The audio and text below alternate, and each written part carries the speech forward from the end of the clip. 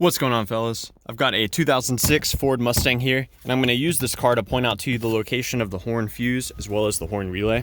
And I'm going to talk briefly about troubleshooting steps for those. So we're going to head under the hood.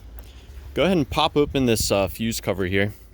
Now the fuse for the horn is going to be a 25 amp fuse, and you should measure power at this fuse at all times.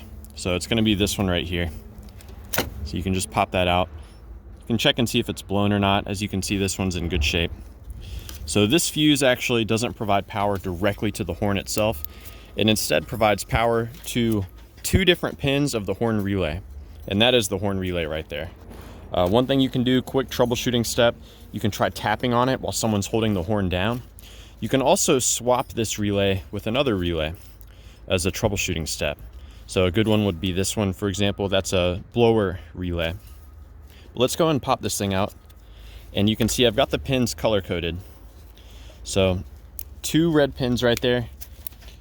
Both of those pins receive constant power from your horn fuse, which is that 25 amp fuse I pointed out to you.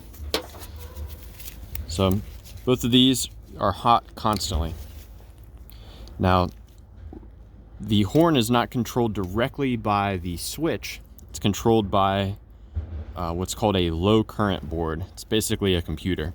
And when the computer of the car wants the horn to go off, either for the alarm system or because you've pressed the horn button or your keyless entry, it accomplishes that by triggering this relay by providing a ground. So a ground comes in through here whenever the horn is supposed to be on. So the ground coming here works with the power here to energize this relay. And when the relay is energized, it sends power to the horn on this pin. So this pin I've marked in white, that's the pin that actually goes to the horn itself. So you can try putting power on this pin directly to see if that horn will go off.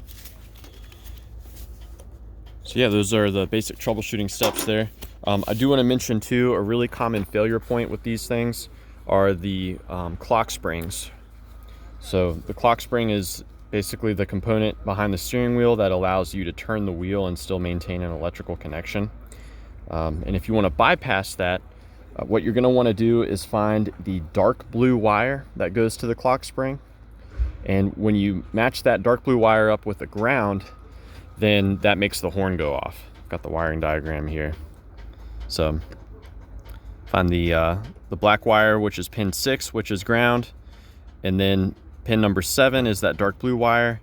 That's what actually goes to your low current module, which then goes on to your relay. So yeah, I hope this was helpful, and please let me know if you have any questions.